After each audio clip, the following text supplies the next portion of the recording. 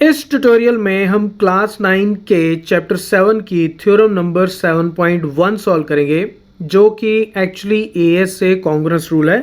इसको हम as a theorem prove करेंगे। Two triangles are congruent if two angles and the included side of one triangle. तो एक triangle के two angles and the included side, और उसके बीच की साइड, इन दोनों एंगल्स के बीच की side are equal to the corresponding two angles and the included side of other triangle. तो ये दो एंगल्स और उसके बीच की साइड एक और ट्राइंगल के दो एंगल्स और उनके बीच की साइड के बराबर है। तो यानी कि ये एंगल इसके बराबर, ये एंगल इसके बराबर और ये साइड अगर इसके बराबर है, then both these triangles are congruent. ये हमें प्रूव करना है।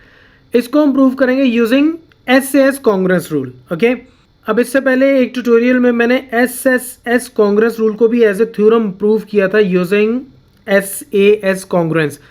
तो इस प्रूफ को सीखने से पहले मैं आपको रिकमेंड करूंगा कि उसको एक बार जरूर देख लेना, क्योंकि उस ट्यूटोरियल में मैंने पोस्टुलेट और थ्योरम्स के बारे में कुछ एक्स्ट्रा इन्फॉर्मेशन दी है जो आपके लिए काफ़ी इंपॉर्टेंट हो सकती है। अब इसको सॉल्व करने से पहले मैं एक चीज़ आपको और बताना चाहता हूँ कि समटाइम्स स्टूडेंट्स को ये कन्फ्यूजन होती है कि अगर ये एंगल इसके बराबर और ये वाला एंगल इसके बराबर और ये साइड इसके बराबर है, तो ये सुपर इम्पोज तो होती नहीं। ट्राइंगल्स को अगर हम सुपर इम्पोज करके देखें तो ये कॉन्ग्रुएंट तो लगती नहीं। तो उस केस में आप इस ट्राइंगल को ऐसे फ्लिप कर सकते हो, राइट। तो फ्लिप करके आप अगर ऐसे इसके ऊपर रखोगे तो ये फिर से एक दूसरे के ऊपर सुपर इम्पोज हो जाएंगी और कॉन्ग्रुएंट हो जाएंगी। सो इट डजेंट मैटर कि इस साइड वाला एंगल ही इस साइड के कॉन्ग्रुएंट हो, इससे कोई फर्क नहीं पड़ता। इस साइड वाला एंगल इस साइड वाले एंगल के कॉन्ग्रुएंट हो सकता है, ये एंगल इसके कॉन्ग्रुएंट हो सकता है। तो कोई भी एंगल किसी भी तरफ के एंगल के साथ कॉन्ग्रुएंट हो सकता है। आप इसको रोटेट कर सकते हो, आप इसको फ्लिप कर सकते हो, and then you can superimpose, और उससे हम प्रूव कर देते हैं कि ये ट्राइंगल्स जो हैं वो कॉन्ग्रुएंट होती है। ओके, तो हमें खैर सुपर इम्पोज करके इसको कॉन्ग्रुएंट प्रूव नहीं करना, हम ज्योमेट्रिक प्रूव ही करेंगे। So let's do that.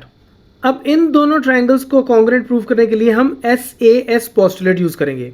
अब एस पोस्टुलेट के अकॉर्डिंगली मुझे क्या चाहिए, एस का मतलब मुझे दो साइड्स और उनके बीच का एक एंगल कॉन्ग्रुएंट चाहिए, ठीक है। अब एक साइड तो मुझे पहले से गिवन है, उसके अलावा दो एंगल्स गिवन है, लेकिन मुझे सिर्फ एक ही चाहिए था। ओके, तो एंगल भी आ गया। अब मुझे या तो ये साइड या फिर ये साइड, एक साइड और मुझे कॉन्ग्रुएंट चाहिए। फिर यूजिंग एस मैं इन दोनों ट्राइंगल्स को कॉन्ग्रुएंट प्रूव कर सकता हूँ, ठीक है। अब यहाँ पे इन दोनों साइड्स को अगर मैं लूँ ए बी और डी ई को, तो मेरे पास तीन केसेस बनते हैं। तीन केसेस क्या बनते हैं? पहला केस तो ये बनता है कि ए बी साइड जो है वो डी ई के बराबर है, ठीक है। या फिर ये हो सकता है कि ए बी साइड जो है वो डी ई से बड़ी है, या ये हो सकता है कि ए बी साइड जो है वो डी ई से छोटी है, राइट। यही तीन केस हो सकते हैं, इसके अलावा और कोई केस नहीं हो सकता, ठीक है। हम अब सबसे पहले वाला केस लेते हैं, ठीक है। तो केस 1 लेते हैं हम इसकी सॉल्यूशन में कि assume that A B is congruent to D E, कि ए बी और डी ई दोनों की साइड आपस में क्या है, बराबर, ठीक है। ये इसके बराबर है। इसको मैं दोबारा यहाँ नीचे लिख लेता हूँ कि A B is congruent to D E. ये मैंने क्या किया है, एज्यूम, ठीक है। दूसरी तरफ angle B is congruent to angle E. ये हमें क्या है, गिवन, ठीक है। इस ट्राइंगल के दो एंगल्स इस ट्राइंगल के दो एंगल्स के कॉन्ग्रुएंट थे, तो इसको हमने इसके बराबर माना था और इसको इसके बराबर, तो ये हमारा गिवन में था ऑलरेडी, ठीक है। तीसरा, बी सी साइड जो है ये कॉन्ग्रुएंट है ई एफ के, ये भी गिवन है कि एक साइड इसकी पहले से ही कॉन्ग्रुएंट है, तो ये भी हमें गिवन था, ठीक है। तो यहाँ से मेरे पास क्या आ गया, साइड, एंगल और साइड, ये दो साइड्स और उनके बीच का एक एंगल कॉन्ग्रुएंट हो गया। ये साइड हमने इसके बराबर एज्यूम की है अभी, ठीक है, ए बी और डी। तो by S postulate triangles are congruent. अब पहले केस में अगर मैं इस साइड को इसके बराबर मान लूँ तो ट्राइंगल्स कॉन्ग्रुएंट है, तो पहला पार्ट मेरा सॉल्व हो गया। अब हम सेकंड पार्ट की बात करते हैं। अब सेकंड पार्ट में क्या है कि ए बी डी ई से बड़ा है, राइट। तो इसको मैं यहां ड्रॉ कर लेता हूं। अब ये एज्यूम कर लेते हैं, assume that A B is bigger than D E, ठीक है। तो उस केस में क्या होगा, अगर देखो ए बी अगर डी ई से बड़ा है तो जितनी डी ई की लेंथ है इस यहाँ पे कोई ना कोई एक पॉइंट ऐसा पी जरूर होगा, ऐसा कोई पॉइंट पी जरूर होगा कि पी बी और डी ई की लेंथ बराबर होगी। एम आई राइट? मैं दोबारा बताता हूँ। देखो हमने ये ज्यूम किया कि ए बी जो है वो डी ई से बड़ा है। अगर ए बी डी ई से बड़ा होगा तो डेफिनेटली यहाँ पे कोई ना कोई ऐसा पॉइंट पी जरूर होगा सच दैट पी बी और डी ई की लेंथ आपस में बराबर होगी, ठीक है। अगर ये बराबर होगी तो मैं ये करता हूँ कि पी पॉइंट को मैं इससे सी से ज्वाइन कर देता हूँ, ठीक है। तो मेरे पास एक ट्रायंगल आ गई P B C, okay. A B अगर डी से बड़ा है, this implies there exist a point P on AB such that PB is congruent to DE, ठीक है। तो ये जो साइड है ये और ये आपस में बराबर होगी, यानी कि ये यहाँ तक, ठीक है।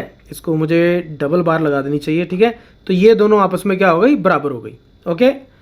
अब हम ये दोनों ट्रायंगल्स ले लेते हैं। इन ट्रायंगल, ये जो नई ट्रायंगल बनी हमारी B P C and triangle E D F, B P C और ई डी एफ, इन दोनों ट्रायंगल्स में अब बी पी जो है ये कॉन्ग्रुएंट हो गया मेरा ई डी के। मैंने अभी अभी इसको कंस्ट्रक्ट किया था बाय कंस्ट्रक्शन, राइट। ये पोर्शन इसके बराबर है, ये हमने खुद कंस्ट्रक्ट किया था, ओके। अब ये एंगल पहले से ही इसके बराबर है, ठीक है। ये हमें ऑलरेडी गिवन है कि angle B is congruent to angle E, ये क्या है, गिवन। और तीसरा बी सी और ई एफ, ये भी हमें पहले से ही बराबर गिवन है, तो मैं ये भी लिख लेता हूँ कि B C is congruent to E F, ये भी क्या है मुझे गिवन, ठीक है।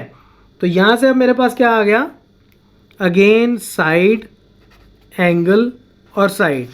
सो by S A S postulate ये दोनों ट्रायंगल्स क्या होगी, कॉन्ग्रुएंट। अब ये दोनों ट्रायंगल्स अगर कॉन्ग्रुएंट हो गई तो by C P C T C, यानी कि corresponding parts of congruent triangles are congruent, तो इनके कॉरस्पॉन्डिंग पार्ट्स भी कॉन्ग्रुएंट हो गए। तो इसका मतलब कि ये एंगल इसके बराबर होगा, क्यों, क्योंकि ये दोनों साइड्स बराबर हैं, तो इसके बिल्कुल सामने वाला एंगल इसके बिल्कुल सामने वाले एंगल के बराबर होगा। So this implies angle B C P is congruent to angle E F D, right. तो ये दोनों एंगल्स कॉन्ग्रुएंट हो गए ई एफ डी। लेकिन ये जो एफ एंगल है ये एंगल सी के बराबर भी है, यानी कि B C A also angle E F D is congruent to angle B C A, ये दोनों भी कॉन्ग्रुएंट है, राइट। यानी कि बी सी ए का मतलब क्या हो गया, ये वाला एंगल है ना, ये हमें क्या था, ये गिवन था। तो यहाँ से तो कॉन्ट्राडिक्शन आ गई कि ये भी एंगल और ये एंगल, ये दोनों एंगल बराबर हो ही नहीं सकते अनटिल एंड अनलेस पी और ए आपस में कोइंसाइड करते हो, राइट। कि ये एंगल और ये एंगल, दोनों एंगल बराबर हो गए। बराबर कैसे हो सकते हैं, बराबर तो तभी हो गए ना जब ये लाइन और ये लाइन सेम ही लाइन हो, राइट। तो इस लाइन को सेम होने के लिए ये पी पॉइंट जो हमने ए बी के ऊपर लिया है वो एग्जैक्टली कहाँ पे होगा, ए पे ही होगा। ये पॉइंट जब ए के ऊपर होगा तभी ये दोनों एंगल सेम होंगे, ठीक है। This implies P and A should coincide. तो ये दोनों जब कोइंसाइड करेंगे दैट एम्प्लाइज के बी पी जो है दैट इज एक्चुअली क्या है, बी ए। तो बी पी बी ए के बराबर हो गया, और बी पी जो है वो डी ई के बराबर भी था, हमने ही लिया था, तो this is congruent to D E as well, right. हमने कहा था कि पी पॉइंट इतनी दूर है बी से कि पी बी और डी ई बराबर है, तो डी ई और पी बी हमने बराबर लिया था, और पी बी और ए बी बराबर प्रूव हो गया, तो इसका मतलब ए बी और डी ई भी क्या है, बराबर। तो अगेन ये साइड और ये एंगल, दोनों ट्रायंगल्स में फिर से क्या हो गया हमारे पास, बराबर। तो ये साइड ये एंगल, ये साइड ये एंगल फिर से बराबर हो गए। So again by SAS triangles are congruent. तो सेकंड पार्ट भी हमारा प्रूव हो गया। अब सिमिलरली हम थर्ड पार्ट प्रूव करेंगे, ठीक है, लेकिन वो मैं प्रूव नहीं करूंगा, वो आप खुद करना। मैं आपको हिंट दे देता हूं, और अगर नहीं सॉल्व हो then you can ask me. अब थर्ड केस हमारा है क्या कि ए बी जो है वो डी ई से क्या है, छोटा, राइट। तो ये साइड इससे छोटी है। अगर ये साइड इससे छोटी है तो डेफिनेटली हम इसको इतना एक्सटेंड कर सकते हैं किसी एक पॉइंट तक, पी पॉइंट तक, कि ये और ये आपस में बराबर हो जाए, और उसके बाद मैं इसको ज्वाइन कर देता हूँ, है ना।